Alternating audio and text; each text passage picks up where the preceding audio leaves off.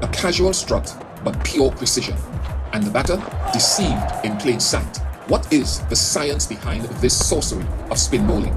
Sets up the stage, baiting the batter with deliveries of similar line and length. The batter gets comfortable, presumes the pitch point of the ball. Unexpectedly, the spinner adds extra revolutions without changing the hand action. A sudden dip in the flight of the ball and a shorter pitch point. Let's take a closer look.